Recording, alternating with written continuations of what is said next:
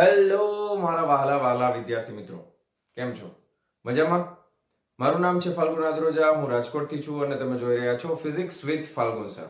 અને વહાલા વિદ્યાર્થી મિત્રો, અત્યારે આપણે જોઈ રહ્યા છીએ ધોરણ 11 ફિઝિક્સ ચેપ્ટર નંબર 3 સુરેખ પથ પર ગતિ. અને જેમાં છેલ્લા લેક્ચરની અંદર આપણે શું જોયું હતું તો કે સ્થાનાંતર જોયું હતું. સ્થાન અને પથ લંબાઈ ઓલરેડી આપણે એના આગળના લેક્ચરમાં જોઈ લીધી હતી. સ્થાનાંતર વિશે આપણે માહિતી મેળવેલી હતી. સ્થાનાંતર પછી બીજી બે અગત્યની વસ્તુ આપણે જોઈ હતી, સરેરાશ વેગ અને સરેરાશ ઝડપ. અને ગ્રાફ વિશે એટલે કે આલેખ વિશે થોડી ઘણી ચર્ચા આપણે ખાલી એમને કરી હતી.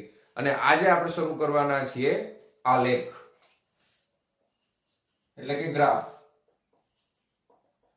ફિઝિક્સની અંદર, ભૌતિક વિજ્ઞાનની અંદર આલેખનું ખૂબ જ વધારે પડતું મહત્વ છે. કારણ કે આલેખની મદદથી આપણે ઘણી બધી વસ્તુઓ નો અભ્યાસ બહુ સરળતાથી કરી શકીએ છીએ. ધારો કે કોઈ ગાણિતિક સૂત્ર તમને આપેલું હોય, ગાણિતિક વસ્તુ તમને આપેલી હોય, એની મદદથી તમે ગ્રાફ બનાવી શકો છો. તમને કોઈ માહિતી આપેલી હોય, જેમાં કોઈ બે ભૌતિક રાશિઓ આપેલી હોય અને એ બદલતી હોય, તો એના ઉપરથી પણ તમે ગ્રાફ બનાવી શકો છો. તો ફિઝિક્સની અંદર ગ્રાફનું ખૂબ જ અગત્યનું મહત્વ છે. એનું કારણ એ છે કે તમને ગ્રાફ આપી દે તો તમને આખા પદાર્થની ગતિનો, ધારો કે આપણે અત્યારે સુરેખ પથ પર ગતિ જ ભણી રહ્યા છીએ, તો ગતિના જ આલેખ વિશે આપણે ચર્ચા કરીએ તો તમને ગ્રાફ આપી દેશે તો તમને આખા પદાર્થની ગતિ કઈ રીતે થઈ રહી છે, એમાં ગતિમાં વધારો થઈ રહ્યો છે, ઘટાડો થઈ રહ્યો છે, એ બધી જ માહિતી માત્ર ને માત્ર એક ગ્રાફ ઉપરથી તમને ખબર પડી જશે. તો ગ્રાફનું ખૂબ જ અગત્યનું, ખૂબ બહુ મોટું મહત્વ છે. મેં તમને કીધું હતું એ પ્રમાણે તમારે ભૌતિક વિજ્ઞાનની પ્રયોગશાળાની અંદર, લેબોરેટરીની અંદર પણ ઘણા બધા ગ્રાફ બનાવવાના થશે. બરાબર છે? તો એ ગ્રાફ ઉપરથી આપણને ઘણી માહિતી મળી જાય. તમને ખબર છે, આના સિવાય તમે ઇલેક્ટ્રિસિટીની વાત કરીએ તો ઓહમનો નિયમ તમને ખબર છે. તો વોલ્ટેજ વિરુદ્ધ પ્રવાહ, વિદ્યુત સ્થિતિમાનનો તફાવત વિરુદ્ધ પ્રવાહનો આલેખ આવશે. તો એવા ઘણા બધા આલેખ વિશે આપણે ચર્ચા કરવાની છે. બરાબર? તો આજે આપણે શરૂ કરવા જઈ રહ્યા છીએ આલેખ. તો ગતિની વ્યાખ્યા યાદ કરો. ગતિની વ્યાખ્યા શું હતી? કે જ્યારે કોઈ પદાર્થ સમયની સાથે પોતાનું સ્થાન બદલતો હોય ત્યારે તે પદાર્થ ગતિમાં છે તેમ કહેવાય. સાદી વ્યાખ્યા, જ્યારે કોઈ પદાર્થ સમયની સાથે પોતાનું સ્થાન બદલતો હોય, સ્થાન એટલે જગ્યા અને સમય, તો અહીંયા આગળ જ્યારે કોઈ પણ બે ભૌતિક રાશિઓ એકબીજાની સાપેક્ષે બદલાતી હોય, કોઈ પણ બદલાતી હોય, તો અહીંયા આગળ બંને ભૌતિક રાશિઓ જે છે એ સમયની સાથે બદલાય છે, તો તમે સ્થાન વિરુદ્ધ સમયનો આલેખ બનાવી શકો. બરાબર છે? તમે સ્થાન વિરુદ્ધ સમયનો આલેખ બનાવી શકો. તો એના ઉપરથી આપણને માહિતી મળી જશે, ઘણી બધી માહિતી. હવે દાખલા તરીકે આપણે જે લાસ્ટ એક્ઝામ્પલ તમને યાદ હશે, એક ગાડી વાળો સુરેખ પથ ઉપર ગાડી જે છે ગતિ કરે છે, તો એના માટે આપણે એક અક્ષ ડ્રો કરી, બરાબર છે, અને જે પથ હતો એ પથને આપણે એક્સ અક્ષ ઉપર સંપાત કરી અને આપણે આકૃતિ બનાવેલી હતી, અને આપણે ફરી પાછી એકવાર રિવાઇઝ કરી અને આના ઉપરથી આપણે ગ્રાફને સમજવાનો પ્રયત્ન કરશું. દાખલા તરીકે અહીંયા ઓ બિંદુ છે, અહીંયાથી પથની શરૂઆત કરે છે, 40 ના ગાળા લીધા હતા. બરાબર છે? 40, 80, 120, 160, 200, 240, 280, બરાબર, 320, 360. અંતર છે એ મીટરમાં આપણે લીધું હતું. આ ધન એક્સ અક્ષ હતી, યાદ આવ્યું? અને ડાબી તરફના અંતરો 40 ના ગાળે પણ ઋણ આપણે લીધા હતા. બરાબર? અને આ ઋણ x છે, નેગેટિવ x, મીટરમાં જ છે. અંતર કેમાં છે? મીટરમાં જ છે. હવે આપણને ખબર છે અહીંયાથી ગાડીએ શરૂઆત કરી હતી અને આ એનું અંતર છે. હવે આપણે અત્યારે શરૂઆતમાં એવું માની લઈએ છીએ કે સુરેખ પથ ઉપર જ ગતિ કરે છે, સીધી રેખા ઉપર જ જાય છે અને ગાડી વળાંક નથી લેતી. જ્યારે કોઈ પદાર્થ સુરેખ પથ ઉપર ગતિ કરતો હોય, સીધે સીધા માર્ગ ઉપર ગતિ કરતો હોય અને એ પોતાના માર્ગ ઉપરથી વિચલિત થયા વગર એક જ દિશામાં ગતિ કરતો હોય, ખાસ ધ્યાનથી સમજજો, કોઈ પદાર્થ સુરેખ પથ ઉપર ગતિ કરે છે, સીધે સીધો જાય છે, પોતાના માર્ગમાંથી જરા પણ વિચલિત થતો નથી, એ જ અક્ષ ઉપર જયા કરે છે, ત્યારે આ કેસની અંદર તમે પથ લંબાઈ અને સ્થાનાંતર બે તમને સરખા મળશે. આ કેસની અંદર તમને પથ લંબાઈ અને સ્થાનાંતર સરખા જ મળશે. બરાબર ને? કારણ કે પથ લંબાઈ અને સ્થાનાંતર, પથ લંબાઈ એટલે પદાર્થે કાપેલું કુલ અંતર હતું હવે અને સ્થાનાંતર એટલે અંતિમ સ્થાન અને પ્રારંભિક સ્થાન વચ્ચેનો શું હતો? તફાવત હતો. તો હવે જ્યારે પદાર્થ સુરેખ પથ ઉપર જ ગતિ કરતો હોય, દાખલા તરીકે અહીંયાથી લઈને 120 ઉપર ગયો, અહીંયાથી ગતિની શરૂઆત કરે છે ગાડી, બરાબર છે, કોઈ એક સમયે આ આપણને ખબર છે આ શૂન્ય સમય આપણે લીધો હતો, અને દાખલા તરીકે આ ગાડી છે એ t બરાબર t1 સમયે 120 મીટર અંતર કાપે છે, અહીંયાથી શરૂ કરીને અહીંયા ગઈ, તો અહીંયા તમે જોઈ શકો પથ લંબાઈ કેટલી થાય? 120. સ્થાનાંતર એ કેટલું થાય? તો કે અંતિમ માઇનસ પ્રારંભિક, 120 માઇનસ 0 120 જ થશે. તો આ એની શરત છે. શરત શું છે? સ્થાનાંતર બરાબર પથ લંબાઈ ક્યારે થાય? કે જ્યારે કોઈ પદાર્થ સીધી રેખા ઉપર ગતિ કરતો હોય, પોતાની દિશામાંથી જરા પણ વિચલિત થયા વગર, બરાબર, ત્યારે તમે પથ લંબાઈ અને સ્થાનાંતરને સરખા લઈ શકો છો. બરાબર છે. તો હવે આપણે આલેખ શીખવાનો પ્રયત્ન કરીએ. હવે આપણને ખબર છે આલેખની અંદર આપણે કોના વિરુદ્ધ કોનો આલેખ બનાવવાનો છે? તો કે આપણે અહીંયા સ્થાન વિરુદ્ધ સમયનો આલેખ બનાવવાનો છે. તો સ્થાનને આપણે x વડે દર્શાવી દેશું, અને આ ઉપર, બરાબર, આ ધારો કે આ x અક્ષ છે, આ y અક્ષ છે, તો y અક્ષ ઉપર આપણે હંમેશા સ્થાનને લેશું, અને x અક્ષ ઉપર આપણે કોને લઈ લેશું? સમયને. બરાબર છે. અને સમય છે એ સેકન્ડમાં છે ધારો કે. અને આપણે અહીંયા આગળ તમારે સ્કેલ જે પણ પસંદ કરવો હોય, બરાબર છે, સ્કેલ તમને ખબર હશે, દાખલા તરીકે અહીંયા હું અત્યારે 10 સેકન્ડ લઈ લઉં, 20 સેકન્ડ લઈ લઉં, બરાબર, પછી અહીંયા 30 લઈ લઉં, પછી 40 લઈ લઉં. એક મિનિટ, થોડુંક વ્યવસ્થિત કરીએ.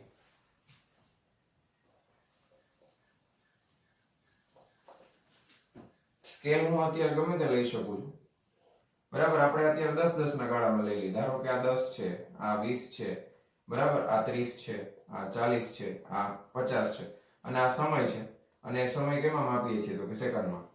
એવી રીતે સ્થાનાંતર છે એને પણ હું અલગ અલગ ગાળામાં લઈ શકું. દાખલા તરીકે સ્થાનાંતરને 20-20 ના ગાળામાં લઉં.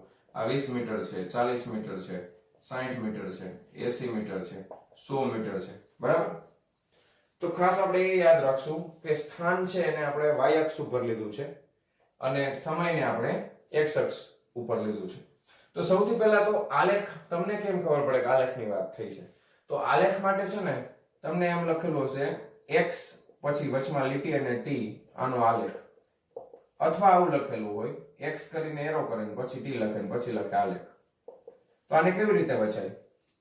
આને વચાય x વિરુદ્ધ, વચમાં નાની લીટી હોય અથવા તો એરો કર્યો હોય તો આપણે એમ વાંચવાનું કે x વિરુદ્ધ t નો આલેખ, x વિરુદ્ધ t નો આલેખ, અને ઇંગ્લિશમાં શું કહેવાય? વર્સિસ કહેવાય. સો x versus t graph. Okay, x એટલે શું છે? અંતર અથવા સ્થાનાંતર, અને t એટલે સમય. એટલે અત્યારે આપણે જે કેસ લઈએ છીએ એમાં અંતર અને સ્થાનાંતર બે સરખા છે એવું આપણે માનીને ચાલીએ તો આપણે એને લખી શકાય કે ડિસ્ટન્સ વર્સિસ ટાઈમ ગ્રાફ, એટલે કે અંતર વિરુદ્ધ સમયનો આલેખ. આ રીતે આપણે વાંચવાનું. પહેલી વસ્તુ આપણને ખબર, આમ x કરીને લીટું કરીને લખ્યું હોય તો આપણને ખબર પડી જવી જોઈએ કે આ શું લખે છે? x વિરુદ્ધ એટલે અંતર વિરુદ્ધ સમયનો આલેખ. હવે આપણે પહેલો કિસ્સો એવો લઈએ, એકદમ સિમ્પલ કિસ્સો, કે જેની અંદર સમય બદલાતો જાય છે પણ આપણી ગાડી જે છે એ એક જ જગ્યાએ ઊભી છે, કોઈ એક જ સ્થાને ગાડી ઊભેલી છે. ધારો કે આપણી ગાડી છે એ અહીંયા ઊભેલી છે, બરાબર, 40 મીટર અંતરે ઊભેલી છે ગાડી, ત્યાંથી હલતી નથી, અને સમય પસાર થાય છે. આપણે જોઈએ છીએ કે ભાઈ જો 10 સેકન્ડ થઈ ત્યારે પણ એનું સ્થાન કેટલું છે? તો કે 40. આ રીતે ગ્રાફ બનાવે ને, પહેલા સમય જોઈએ પછી અહીંયા સ્થાન, તો કે 10 અને 40 અહીંયા ભેગા થશે. 10 સેકન્ડ એ 40 મીટર ઉપર છે, 20 સેકન્ડ એ 40 મીટર ઉપર છે, 30 સેકન્ડ એ પણ 40 મીટર ઉપર છે, 40 સેકન્ડ એ પણ 40 મીટર ઉપર છે. તો આનો આલેખ બનાવવામાં આવે તો કેવું આવે? સીધી રેખા આવે.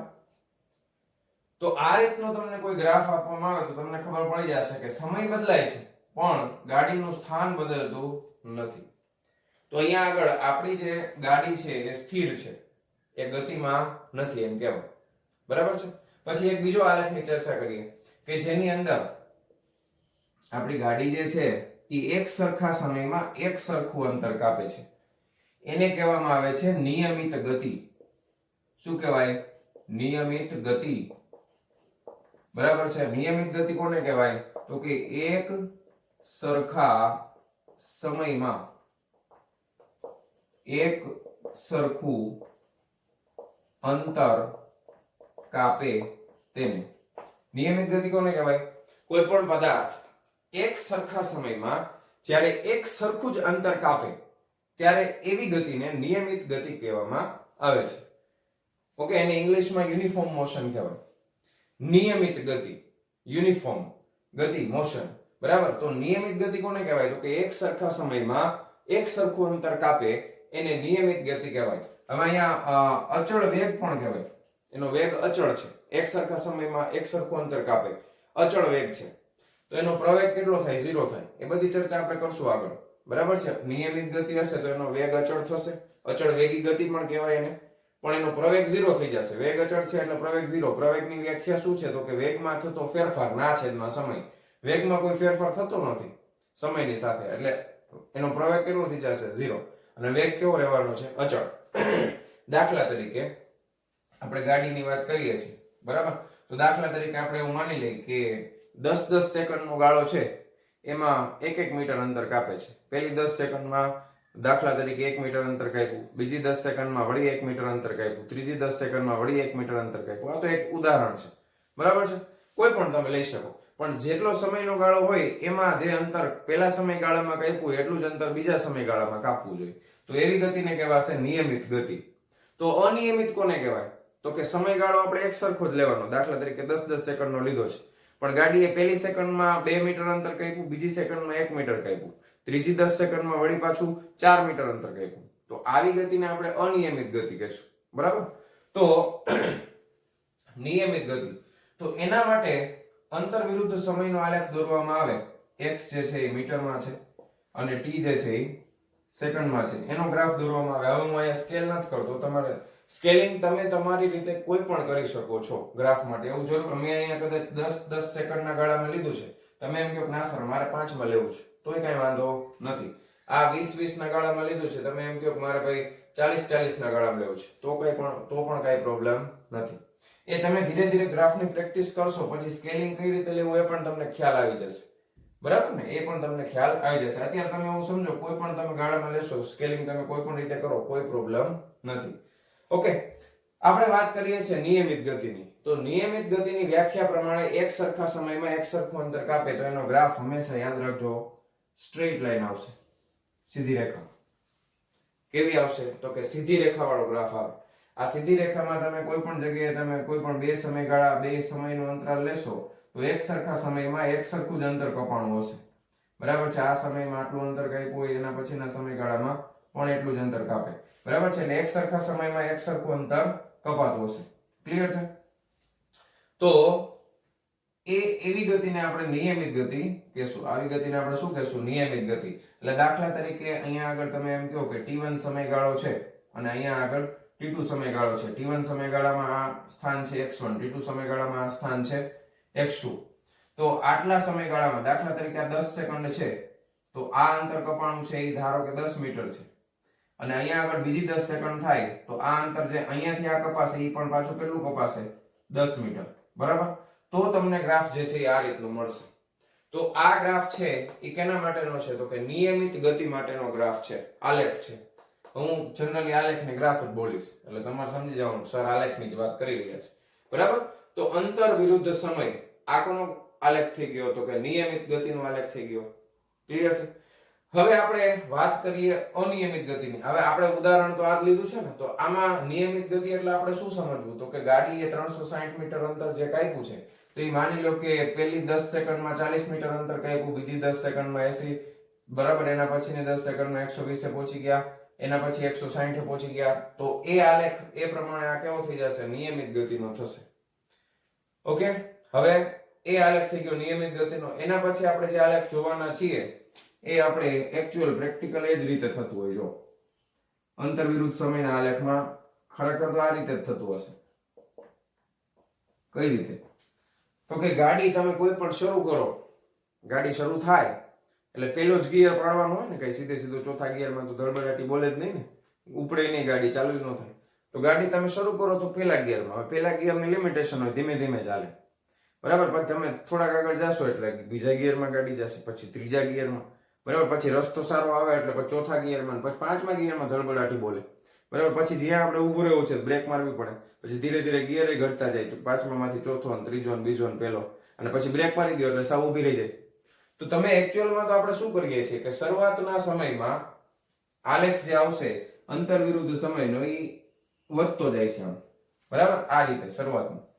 પછી અમુક સમય સુધી ધારો કે શરૂઆતમાં એની ગાડીની ઝડપ વધે છે, સ્પીડ વધે છે, બરાબર છે, એટલે અને પછી એવું આવે છે કે પછી એ નિયમિત ગતિ કરે છે. ધારો કે એકદમ ખુલ્લો હાઈવે હોય, પછી આપણે એમાં 60 કિલોમીટર પ્રતિ કલાકની ઝડપથી જતા હોય તો એ 60 ની ઝડપથી જીયા કરીએ આપણે, બરાબર છે, તો એમાં વેગ છે એ અચળ થઈ જશે.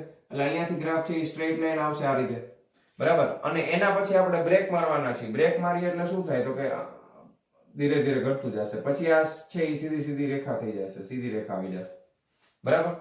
તો આ ત્રીજો ગ્રાફ જે છે આ અનિયમિત ગતિનો છે. કેવી ગતિનો છે તો કે અનિયમિત ગતિ.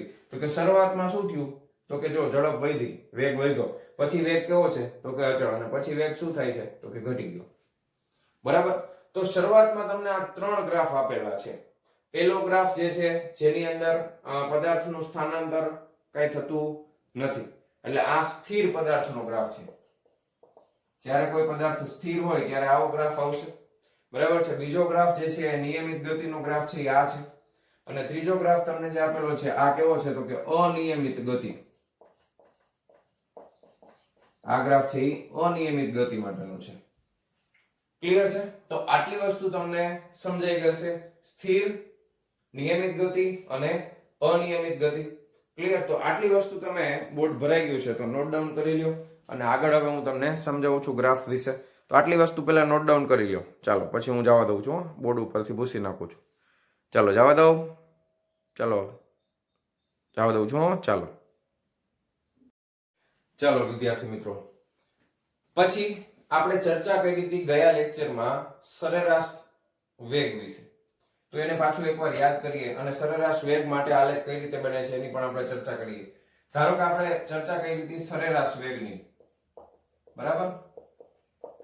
તો સરેરાશ વેગ એટલે શું છે તો કે સરેરાશ વેગ એટલે સ્થાનાંતર ના છેદમાં સમયગાળો. સરેરાશ વેગની વ્યાખ્યા શું હતી તો કે સ્થાનમાં થતો ફેરફાર ના છેદમાં સમયગાળો. તો સરેરાશ વેગ છે એને આપણે કેના વડે દર્શાવીએ તો કે સ્મોલ v ઉપર એક લીટી અને v બાર કહેવાય, બરાબર છે. સ્થાનમાં થતો ફેરફાર એટલે અંતિમ સ્થાન માઈનસ પ્રારંભિક સ્થાન ના છેદમાં સમયમાં થતો ફેરફાર એટલે અંતિમ સમય માઈનસ પ્રારંભિક સમય. આને આપણે આ રીતે પણ દર્શાવી શકાય, ડેલ્ટા x ના છેદમાં ડેલ્ટા સ્મોલ t. સ્થાનમાં થતો ફેરફાર, આ ફેરફાર દર્શાવે છે, અને ડેલ્ટા કહેવાય, સંજ્ઞા, ગ્રીક લેટર. ઓકે, તો સ્થાનમાં થતો ફેરફાર ના છેદમાં સમયમાં થતો ફેરફાર, તો એને આપણે દર્શાવવાના છીએ સરેરાશ વેગ વડે. આ આપણે ચર્ચા ઓલરેડી કરી લીધી છે.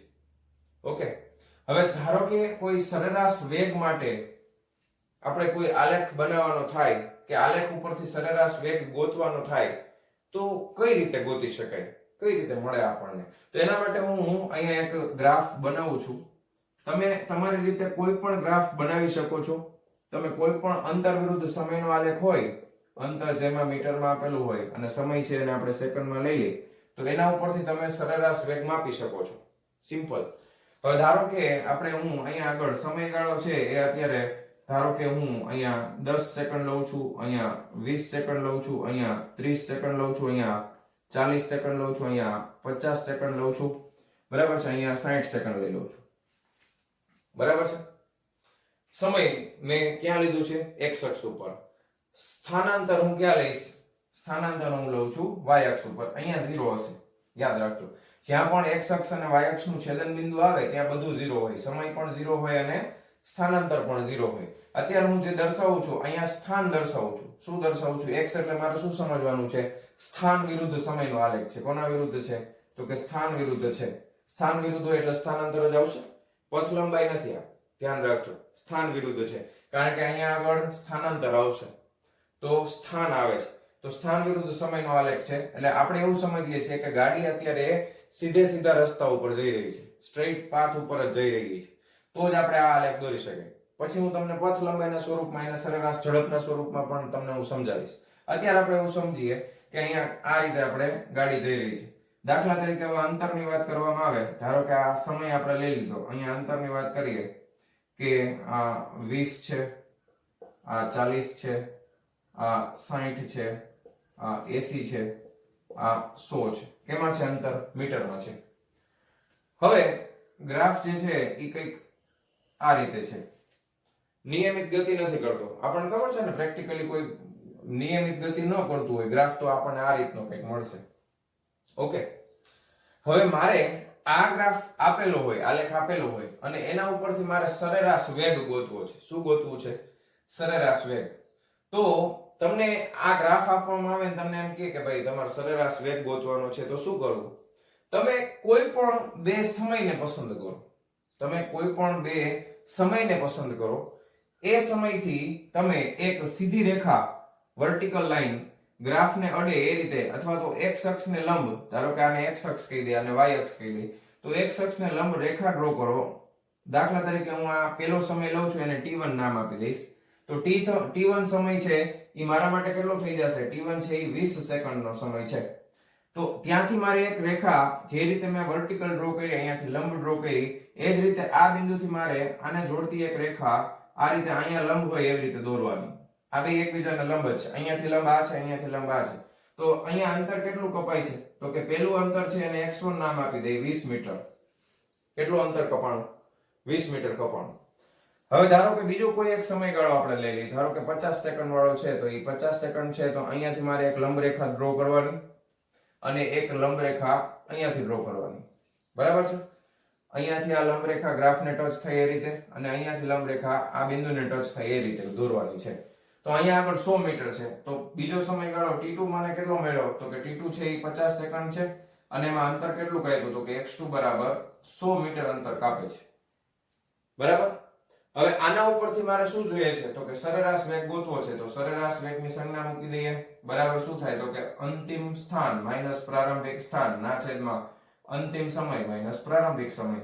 x2 માઈનસ x1 કેટલા થશે? x2 એટલે 100 માઈનસ x1 એટલે 20 ના છેદમાં t2 માઈનસ t1 આ 50 માઈનસ 20 એટલે 100 માંથી 20 જાય તો કેટલા વધે? 80 અને 50 માંથી 20 જાય તો કેટલા વધે? 30. મીંડા મીંડા ગયા 8 ના છેદમાં 3. બરાબર? પછી તમારે આને પોઈન્ટમાં ફેરવું હોય તમે સાદા કેલ્ક્યુલેટરમાં ભાગાકાર કરશો એટલે 3 દુ ને 6, 6 ને 2 8 એટલે 2 વધ્યા, 6 તેરી 18. બરાબર? 2 વધ્યા 2.66 એટલે અહીંયા 2.67 એકમ શું આવશે? વેગ છે તો મીટર પ્રતિ સેકન્ડ. બરાબર? અને આ જો ખાસ ટેક્સ્ટ બુકમાં તમને આ મીટર પ્રતિ સેકન્ડ આ રીતે લખવાના બદલે હવે તમે નવી પ્રેક્ટિસ પાડો કે તમે એને મીટર સેકન્ડ ઇન્વર્સ આમ લખો, m s ની -1 ઘાત, એટલે આ પણ મીટર પ્રતિ સેકન્ડ જ થશે. તો તમને સરેરાશ વેગ કેટલો મળી ગયો? x2 x1 t2 t1 કેટલો મળ્યો?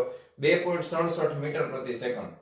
તો તમે વિચારી શકો કે એક સેકન્ડ ની અંદર 2.67 મીટર જેટલું અંતર કાપે છે. તો શું આપણે એવું સમજવાનું કે આખા રસ્તા ઉપર આટલી ઝડપથી ગતિ કરે છે? ના. એનો મતલબ એમ નથી કે આખા રસ્તા ઉપર ગમે ત્યારે તમે માપશો તો તમને આટલી ઝડપથી જ ગતિ કરતી મળશે. તમને ખબર છે, ધારો કે એક ઉદાહરણ આપણે લઈએ. ધારો કે આપણે રાજકોટ થી અમદાવાદ જઈએ છીએ. હવે રાજકોટ થી અમદાવાદ નું અંતર છે અને અત્યારે આપણે એક્ઝેક્ટ 250 કિલોમીટર ગણીએ. કુલ અંતર કેટલું ગણી લઈએ? 250 કિલોમીટર ગણી લઈએ. અને ધારો કે રાજકોટ થી અમદાવાદ પહોંચો છો તમે, 250 કિલોમીટર નું અંતર છે, તમને 5 કલાકનો સમય લાગે છે. કેટલો સમય લાગે છે? તો 5 કલાકનો સમય લાગે છે. તો મારે ટોટલ સ્થાનાંતર 0 થી શરૂ કરીને 250 નું લઉં તો ડેલ્ટા x મને કેટલું મળે? તો કે 250 મળે. અને સમય અહીંયા 0 થી ચાલુ કરીને 5 કલાક થઈ ગઈ છે, તો ડેલ્ટા t મને કેટલું મળશે? તો કે 5 કલાક મળશે. તો 250 ભાગ્યા 5 કરી નાખું. બરાબર છે? તો 50 કિલોમીટર પ્રતિ કલાક મને મળી. 50 કિલોમીટર પ્રતિ કલાક. તો શું મારે એમ માનવાનું કે આખા રસ્તામાં ગાડી 50 કિલોમીટર પ્રતિ કલાકની ઝડપે જતી હશે? તો કે ના, એવું ન હોય. રસ્તામાં ટોલ નાકું આવે ત્યાં ગાડી ઊભી રહેતી હોય, બમ્પ આવે ત્યાં આપણે ધીમી પાડતા હોય, બ્રેક મારતા હોય, વચમાં ચા પાણી નાસ્તો કરવા ઊભા રહીએ તો ગાડી ઊભી પણ હોય. પણ એવરેજ તમે ગણો ને તો એ 50 કિલોમીટર પ્રતિ કલાકની આવે. અને બીજી વસ્તુ, આ જે એકમ આપણે લખ્યો છે મીટર પ્રતિ સેકન્ડ, આ SI સિસ્ટમ પ્રમાણેનો એકમ છે. પણ વ્યવહારની અંદર ભારતની વાત કરીએ ને એમાં પણ મોસ્ટલી બધા સ્પીડોમીટર જે કંઈ પણ હોય ને એ સ્પીડોમીટરમાં તમને ઝડપ જે છે, વેગ જે છે એ કિલોમીટર પ્રતિ કલાકમાં જ બતાવે. કેમાં બતાવે? કિલોમીટર પ્રતિ કલાકમાં. એ તમને કોઈ દિવસ મીટર પ્રતિ સેકન્ડમાં બતાવે નહીં. કારણ કે વાહન છે એ મીટરમાં નહીં પણ કિલોમીટરમાં અંતર કાપતા હોય છે. અને સમયગાળો છે એ મોટો આપણે લઈએ છીએ એટલે પ્રતિ કલાકમાં તમને આવશે. અને હવે તમને એકમ અને માપન ચેપ્ટર મેં ભણાવી દીધું છે એટલે તમને ખબર હોય કે આ 50 કિલોમીટર પ્રતિ કલાક છે એને મારે મીટર પ્રતિ સેકન્ડમાં ફેરવવું હોય તો કેમ ફેરવાય ઈ તમને હું હોમવર્કમાં આપું છું. 50 કિલોમીટર પ્રતિ કલાકને મીટર પ્રતિ સેકન્ડમાં ફેરવીને જોઈ લેજો કેટલું આવે છે. બરાબર? કેમ ફેરવવાનું એ નથી સમજાવતો, મેં તમને ઓલરેડી એકમ અને માપનમાં સમજાવી દીધું છે. 1 કિલોમીટર બરાબર કેટલા મીટર થાય? 1000. અને 1 કલાકમાં સેકન્ડ કેટલી આવે ગણતરી કરી લેજો 3600. બરાબર? 3600 ભાગાકાર કરી નાખવાનો જવાબ મળી જાય. તો અત્યારે આપણે વાત કરતા હતા સરેરાશ વેગની. તો આ ગ્રાફ ઉપરથી સરેરાશ વેગ આ રીતે મળી જશે. બરાબર છે? એક બીજી વસ્તુ નોટિસ કરીએ આપણે. શું? તો કે ધારો કે મારે સરેરાશ વેગ મેળવવાની કોઈ બીજી શોર્ટકટ ટ્રીક છે કે નહીં એવું તમને પ્રશ્ન થાય ને, તો એક બીજી રીત પણ છે. શું કરવાનું? ધારો કે આ પ્રારંભિક સ્થાન છે એને P1 નામ આપી દઈ અને આ અંતિમ સ્થાન છે એને P2 નામ આપી દઈ. P1 અને P2. તો આ બંને તમારે કોઈ પણ જગ્યાએ તમે લઈ શકો. દાખલા તરીકે સરેરાશ વેગ તમારે જોઈએ છે તો ગ્રાફમાં કોઈ પણ બે સમય તમે લઈ શકો. મેં લીધા એ જ લેવાની જરૂર નથી 20 ને 50. કોઈ પણ તમને એમ થાય કે મારે 30 ને 50 લેવું છે કે મારે 10 ને 30 લેવું છે કે મારે 0 ને 30 લેવું છે તો પણ ચાલે. પણ સામે તમારે સ્થાનાંતર એ જ બિંદુઓ વચ્ચેનું લેવાનું. પછી એક બીજી વસ્તુ, હવે ધારો કે અહીંયાથી હવે મારે પાછું શું કરવું સરેરાશ વેગ બીજી રીતે. તો મારે શું કરવાનું? બે બિંદુઓ પસંદ કરી લીધા, એ બંને બિંદુઓને જોડતી એક રેખા દોરવાની આ રીતે સ્ટ્રેટ લાઈન. ઓકે? અને થોડીક આ સ્ટ્રેટ લાગતી નથી નહીં, પાછી બનાવી લો. હવે લાગે છે? મને એમાં કઈ ખબર નથી પડતી. પણ તમે સમજો ને આ સીધી રેખા છે. લખી જ દઉં પછી કે સર આ સીધી નહોતી, સીધી રેખા. બસ ફૂટપટ્ટી દોરવાની તમારે. હવે તમારે આ રેખાનો ઢાળ શોધવાનો. શું શોધવાનું? ઢાળ. તો રેખાનો ઢાળ આપણે ગોતીએ તો રેખાનો ઢાળ શું થાય એ મેં તમને basic mathematics used in physics મારી ચેનલ ઉપર પહેલો જ વિડિયો છે કે ફિઝિક્સ ની અંદર ભૌતિક વિજ્ઞાનની અંદર ગણિતનો ઉપયોગ કઈ રીતે થાય એમાં તમને સમજાવેલું છે. અત્યારે તમને સીધું પાછું સમજાવી દઉં. ઢાળનો મતલબ થાય y અક્ષમાં થતો ફેરફાર ના છેદમાં x અક્ષમાં થતો ફેરફાર. બરાબર? y અક્ષમાં થતો ફેરફાર ના છેદમાં x અક્ષમાં થતો ફેરફાર. તો તમે P2 P1 કરો તો y અક્ષમાં થતો ફેરફાર એટલે 100 - 20 કરશો તો ઈ જ આવશે. ના છેદમાં x અક્ષમાં થતો ફેરફાર એટલે 50 - 20 કરશો, જવાબ તમને આ જ મળશે. બરાબર છે? એટલે ઢાળ બરાબર શું થઈ ગયો? તો કે y અક્ષમાં થતો ફેરફાર ના છેદમાં x અક્ષમાં થતો ફેરફાર. બરાબર? y અક્ષમાં થતો ફેરફાર અને છેદમાં x અક્ષમાં થતો ફેરફાર એટલે આને તમે ડેલ્ટા y લખી શકો અને આને ડેલ્ટા x લખી શકો. આ અક્ષ મેં કીધું છે, મેં ભૌતિક રાશિનું નામ નથી લખ્યું. એટલે y અક્ષ ઉપર જે કંઈ પણ ભૌતિક રાશિ હોય એનો ફેરફાર આવે અને x અક્ષ ઉપર જે કંઈ પણ ભૌતિક રાશિ હોય એનો ફેરફાર આવે. એટલે આપણા માટે ડેલ્ટા y એટલે અહીંયા સ્થાનાંતરનો ફેરફાર થઈ જશે. એટલે આ ખરેખર x2 - x1 આવે અને આ સમયનો ફેરફાર છે એટલે t2 - t1 આવે. હવે આમાં પાછા કન્ફ્યુઝન કરતા નહીં. આ ડેલ્ટા x એટલે x અક્ષ માટે લખ્યું છે મેં. બરાબર? અને આપણે તો ખરેખર સ્થાનાંતર છે એ y અક્ષ ઉપર છે. આપણે તો y x2 - x1 ઉપર લખવાનું હોય. સમજાય છે ને તમને? હવે લગભગ સમજી ગયા છો. તો આ x અક્ષ કહેવાય, આ y અક્ષ. તો y અક્ષની જે કંઈ પણ ભૌતિક રાશિ હોય એનો ફેરફાર ના છેદમાં x અક્ષની ભૌતિક રાશિનો ફેરફાર એને જ ઢાળ કહેવાય.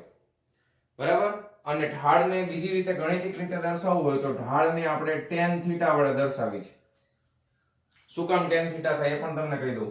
તમને ખબર છે કે આ સીધી રેખાનો ઢાળ અમારે જોઈએ છે તો આ રીતે એક રેખા દોરવાની. અહીંયા જે ખૂણો બનશે એ θ બનશે. બરાબર? હવે tan θ તમને ખબર છે tan θ એટલે આ જો આ જે આવ્યું એ શું આવ્યું? y અક્ષનો ફેરફાર આવ્યો ને એટલે આ ડેલ્ટા y થઈ ગયું અને આ જે આવશે એ ડેલ્ટા t થઈ જશે. તો tan θ એટલે સામેની બાજુ છેદમાં પાછળની બાજુ. તો tan θ બરાબર જ તે તમે ઢાળ લઈ શકો છો. આનો ભરપૂર ઉપયોગ આપણે 12મા ધોરણમાં કરવાના છે. tan θ નો ઉપયોગ આપણે 12મા ધોરણમાં ઘણી જગ્યાએ કરશું. તો અત્યારે તમે યાદ રાખો કે કોઈ પણ સમયે મારે જો સરેરાશ વેગ જોતો હોય તો સરેરાશ વેગ મને કઈ રીતે મળશે? તો કે કોઈ પણ બે બિંદુઓ મારે પસંદ કરી અને x2 - x1 ના છેદમાં t2 - t1 કરીશ એટલે મને શું મળી જશે? સરેરાશ વેગ મળી જશે ગ્રાફ ઉપરથી. ઓકે? તો આટલી વસ્તુઓ ફટાફટ તમે નોટ ડાઉન કરી લ્યો વિડિયો પોઝ કરીને. પછી હું તમને હજી એક વસ્તુ સમજાવી છે અને એ છે સરેરાશ ઝડપ. ચાલો વિડિયો પોઝ કરીને લખી લેજો, હું જવા દઉં છું. ચલો જવા દઉં છો. ચાલો હવે આપણે જોવાના છીએ નેક્સ્ટ વસ્તુ, અને એનું નામ છે સરેરાશ ઝડપ. બરાબર છે, આને અત્યારે આપણે એમને રહેવા દઈએ, આટલી વસ્તુ જરૂર આટલામાં થઈ જશે. તો હવે સરેરાશ ઝડપ. તો પેલો પ્રશ્ન એ થાય કે સરેરાશ વેગમાં સરેરાશ ઝડપમાં ફેર ક્યારે પડે? તો આપણને ખબર છે કે વેગ છે ને એ સદિશ રાશિ છે. તો સદિશ રાશિ હોય તો ઉપર સ્થાનાંતર આવે, સ્થાનાંતર પોતે સદિશ રાશિ છે. પણ ઝડપની વાત આવે એટલે કે સ્પીડ, આ અદિશ રાશિ છે. અદિશ રાશિ હોય તો ઉપર પથ લંબાઈ આવે, કારણ કે પથ લંબાઈ કેવી રાશિ છે? તો કે અદિશ રાશિ છે. ના છેદમાં શું આવે? તો કે સમયગાળો. પથ લંબાઈના છેદમાં સમયગાળો. હવે પથ લંબાઈ કોઈ દિવસ ઋણ નો હોય, કોઈ દિવસ 0 નો હોય. પથ લંબાઈ કોઈ દિવસ ઋણ કે 0 હોતી નથી. તો પથ લંબાઈ વિરુદ્ધ સમયગાળાનો આલેખ જે છે તમે દોરશો તો પથ લંબાઈ ક્યારેય માઈનસમાં નહીં આવે. ઓકે, હજી આમાં મારે તમને એક વસ્તુ કહેવાની રહી ગઈ, એ પહેલા તમને કહી દઉં કે જે આ આલેખ જે છે એમાં તમને ખબર છે કે આ જે છે ને આ 0 પણ હોઈ શકે સરેરાશ વેગ, પછી સરેરાશ વેગ છે એ લેસ ધેન 0 પણ હોઈ શકે એટલે કે ઋણ હોઈ શકે, અને ત્રીજું સરેરાશ વેગ જે છે એ સરેરાશ વેગ જે છે એ ગ્રેટર ધેન 0 હોઈ શકે એટલે કે ધન હોઈ શકે. તો સરેરાશ વેગ માટે આ ત્રણ આલેખ બનાવવાના તમને કહે કે સરેરાશ વેગ 0 ક્યારે થાય, લેસ ધેન 0 ક્યારે થાય અને ગ્રેટર ધેન 0 ક્યારે થાય. તો એના માટેના આલેખ કઈ રીતે આવશે જોતા જજો ફટાફટ. x વિરુદ્ધ t નો આલેખ પેલા આ સમજી લઈએ. બરાબર છે, આ x છે એ મીટરમાં છે અંતર, અને સમય સેકન્ડમાં છે. પહેલામાં આપણે વેગ લેવાનો છે 0. પહેલામાં વેગ કેટલો લેવાનો છે? 0. વેગ 0 નો મતલબ થઈ ગયો કે પદાર્થનો સમયગાળો બદલાય છે, છતાં પણ દાખલા તરીકે જો અહીંયા ધારો કે તમે અહીંયા x પહેલો સમય છે અને t1 કહી દો, અહીંયા બીજો સમય છે અને t2 કહી દો, આ સ્થાનાંતર છે એને x1 કહી દો અને આને x2 કહી દો. પણ તમને ખબર છે x1 બરાબર જ તે શું છે? x2. તો આ આલેખ પ્રમાણે તમે એમ કહી શકો કે આનો સરેરાશ વેગ મેળવવામાં આવે તો જવાબ શું આવે? 0. શું કામ? x2 x1 બરાબર 0 થઈ ગયો, અંશમાં 0 છેદમાં ગમે એ હોય, જવાબ શું આવે? 0. તો આ આલેખ છે પેલો, આ કેના માટેનો આલેખ છે? તો કે જ્યારે સરેરાશ વેગ 0 હોય એના માટેનો આ આલેખ છે. બરાબર. હવે બીજા આલેખ છે એને બતાવવા માટે મારે આ કાઢવું જ પડશે. ચાલો કાઈ વાંધો નહીં. હવે બીજો આલેખ આપણે જોવાના છીએ. તો એમાં આપણે કીધું કે ભાઈ સરેરાશ વેગ ઋણ, પહેલા આપણે ધનનો લઈ લઈએ, ધનનો, પછી આપણે ઋણનો લેશું. બરાબર. આ પહેલો, આને આપણે બીજો કહી દઈએ, આને ત્રીજો કહી દઈએ. હવે ધન માટે તમને ઓલરેડી આપણે હમણાં જોયું કે અંતર વિરુદ્ધ સમયનો આલેખ દોરવામાં આવે. આ x છે એ મીટરમાં હોય, સમય છે એ સેકન્ડમાં હોય. તો ગ્રાફ છે એ તમને આ રીતની રેખા મળે, આમ સીધી રેખા. તો આમાં તમે દાખલા તરીકે કોઈ પણ એક સમય લેશો t1 તો એના માટે સ્થાન આવશે x1, અને કોઈ પણ સમય લેશો t2 તો એના માટે સ્થાન કેવો આવશે? તો કે આ x2 આવશે. બરાબર. હવે આ x2 x1 એટલે આ જવાબ કેવો આવે? ધન આવે. x2 x1 કેવો આવે? તો કે ધન આવે. છેદમાં t2 t1 એ પણ કેવો આવે? ધન આવે. તો ગ્રાફ છે એમાં સરેરાશ વેગ કેવો આવશે? તો કે ધન આવશે. કેવો આવશે? ધન આવશે. ગ્રેટર ધેન 0 આવશે. તો આ બીજા નંબરનો ગ્રાફ છે ઈ સરેરાશ વેગ જ્યારે ધન હશે ત્યારે મળશે. ત્રીજો ગ્રાફ જોઈ લઈએ આપણે. ત્રીજો ગ્રાફ આપણે જોઈ લઈએ. દાખલા તરીકે હવે સરેરાશ વેગ ઋણ લેવાનો છે તો એનો ગ્રાફ કઈ રીતે મળે? તો કે આ રીતે મળે. આ અંતર છે મીટરમાં, સમય છે એ સેકન્ડમાં છે. આ રીતે ગ્રાફ મળશે. બરાબર. તમે એમ કહેશો કે સાહેબ આવું કેમ? તો ચાલો કરીએ, એમાં કઈ વાંધો નહીં. દાખલા તરીકે આપણે પ્રારંભિક સમય છે એ અહીંયા લઈ લઈએ t1. તો પ્રારંભિક સ્થાન છે અહીંયા આવશે x1, અને અંતિમ સમય છે અહીંયા લઈ લઈએ તો t2. તો એ અંતિમ સમય છે એના માટેનું સ્થાન અહીંયા આવશે જો x2. હવે આમાં મોટું અંતર માઈનસ નાનું અંતર નથી કરવાનું, આપણે અંતિમ માઈનસ પ્રારંભિક કરવાનું છે, એ યાદ રાખજો. વળી કે આમાં સાહેબ મોટું તો x1 છે, x2 તો નાનું છે, તો x1 માઈનસ એમ નહીં, અંતિમ માઈનસ પ્રારંભિક. અંતિમ કયું છે? તો કે x2. ઈ નાનું, માઈનસ પ્રારંભિક કયું? તો કે x1. હવે નાનામાંથી મોટું બાદ કરો, જવાબ શું આવે? ઋણ આવે, એટલે લેસ ધેન 0 થઈ જશે. સમજાણું તમને? ક્લિયર? તો આ ત્રણ ગ્રાફ જ્યારે સરેરાશ વેગ છે એ 0 હોય ત્યારનો ગ્રાફ છે. બીજો ગ્રાફ છે એ સરેરાશ વેગ ધન હોય ત્યારનો ગ્રાફ છે. ત્રીજો ગ્રાફ છે એ સરેરાશ વેગ કેવો હોય? ઋણ હોય ત્યારનો ગ્રાફ છે. ક્લિયર છે? યાદ રહી જશે આટલું? ચાલો, તો આ ગ્રાફ તમારે નોટ ડાઉન કરવો હોય તો ફટાફટ નોટ ડાઉન કરી લ્યો, અને હવે હું તમને સરેરાશ ઝડપ સમજાવું છું. ચાલો 1 2 3 ચાલો જવા દો. ચાલો વિડીયો પોઝ કરીને તમારે કરી નાખવાનું.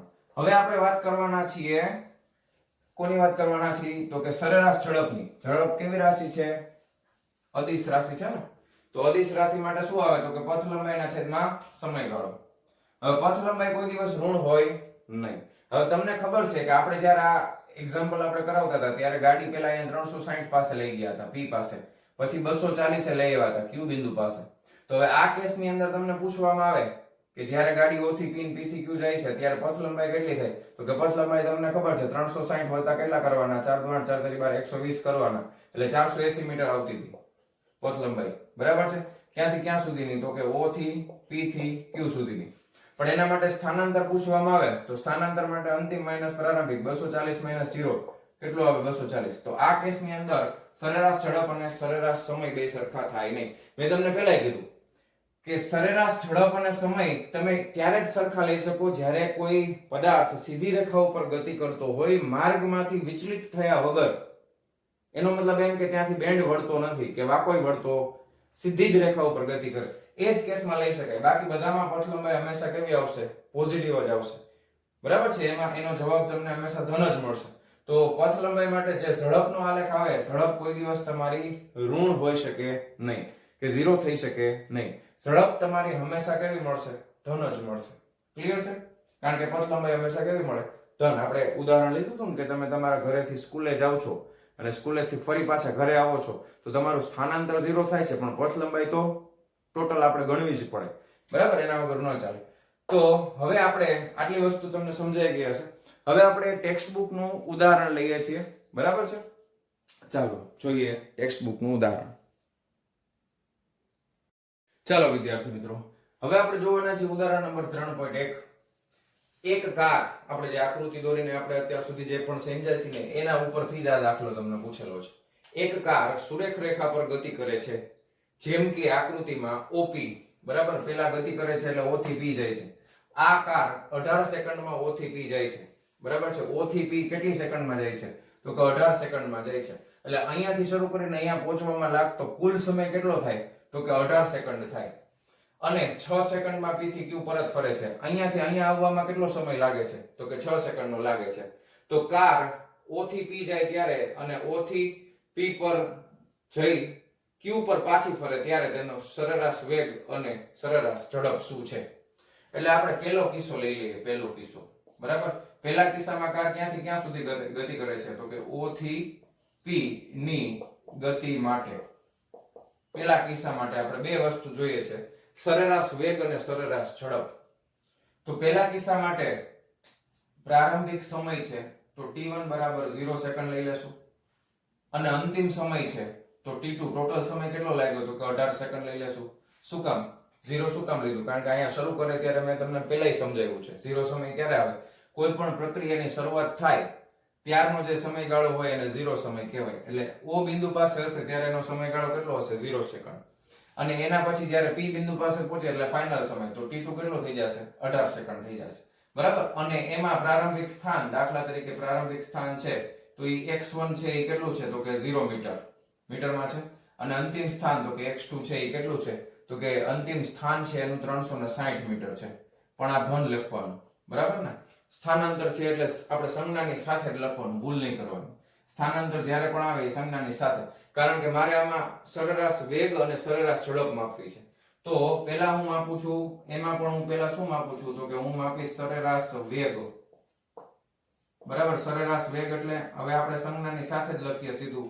આપણને સૂત્ર જ ખબર છે, x2 x1 ના છેદમાં t2 t1. ખાલી કિંમત મૂકવાની છે. બોલો, x2 x1 એટલે 360 0 ના છેદમાં t2 t1 એટલે 18 0. બરાબર છે? 18 દુ 36. બરાબર ને? એટલે આ કેટલા આવશે? તો કે 20 મીટર પ્રતિ સેકન્ડ. પણ આમ લખવાના બદલે આપણે આને શું લખશું?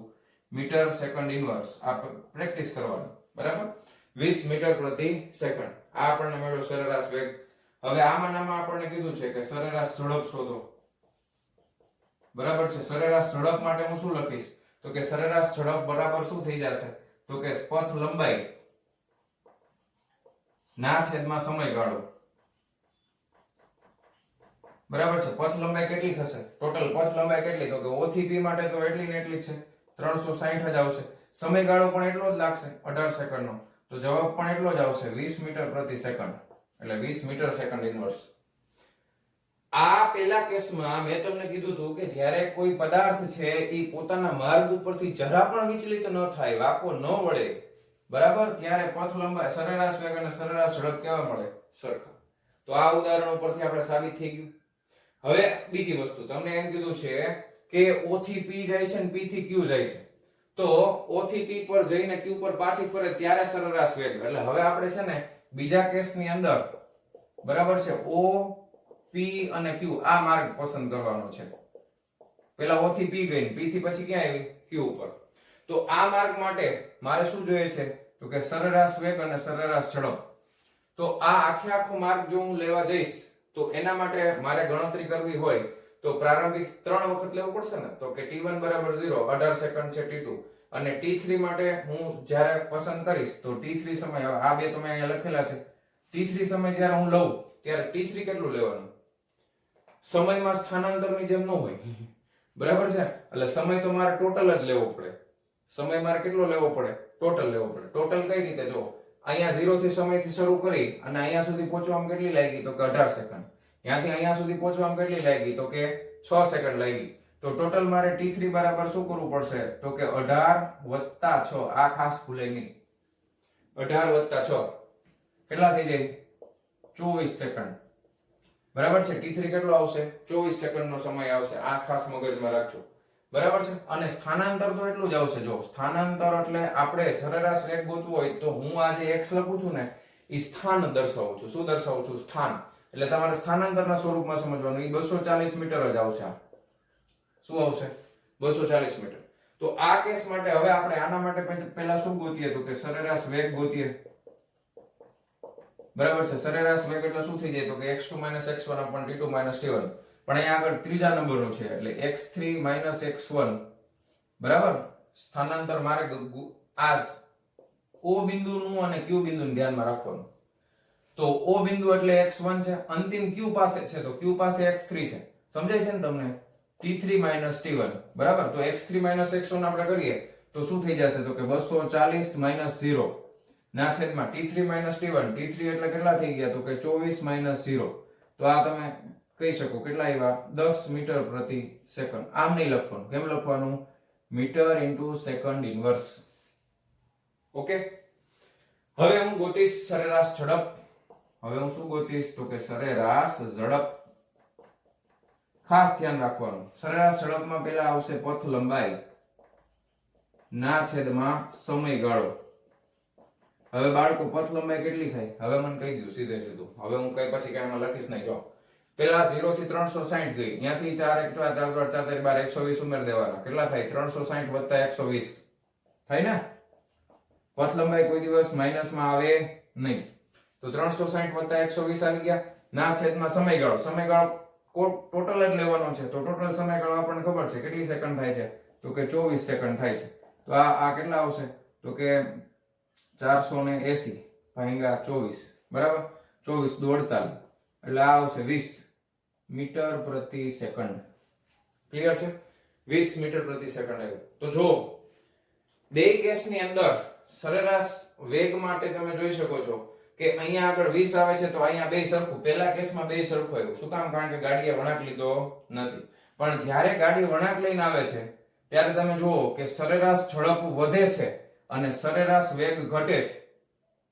સરેરાશ ઝડપમાં વધારો થાય છે, સરેરાશ વેગમાં ઘટાડો થાય છે. સરેરાશ ઝડપ એટલી ને એટલી રહે છે. જો 20. અહીંયા પણ સરેરાશ ઝડપ તો 20 જ છે. તો ખરેખર તો ગાડીની આપણે એમ કહીએ ને કે સ્પીડ, ગાડીની સ્પીડમાં કોઈ ઘટાડો નથી થયો. જુઓ તમે. તો કેમ વેગમાં કેમ ઘટાડો થયો? કારણ કે વેગ છે એ સદિશ રાશિ છે, સ્થાનાંતર ઉપર આધારિત છે. વેગ છે એ કેવી રાશિ છે? સદિશ રાશિ છે અને સ્થાનાંતર ઉપર આધારિત છે. અહીંયા પણ તમે સંજ્ઞાની સાથે લખી શકો. એટલે આપણને ખબર પડે કે સરેરાશ વેગ છે એ આવ્યો ખરો, પણ કઈ દિશામાં આવ્યો? તો કે જમણી તરફ આવ્યો. બરાબર ને? સંજ્ઞાની સાથે તમે આમાં તો જવાબ ધન જ આવવાનો છે. હવે એમાં કઈ માઈનસ પ્લસ લખવાની જરૂર નથી. બાકી આમાં તમે લખી, કારણ કે આમાં સરેરાશ વેગમાં ઘણી વખત જવાબ કેવો આવી શકે? ઋણ પણ આવી શકે. તો વાલા વિદ્યાર્થી મિત્રો, આ દાખલો તમને સમજાઈ ગયો હશે. તો આજનો આ લેક્ચર આપણે અહીંયા કમ્પ્લીટ કરીએ છીએ. મળીએ છીએ નેક્સ્ટ વિડિયો લેક્ચરમાં આના પછીના ટોપિકની સાથે. બરાબર છે? ત્યાં સુધી આવજો.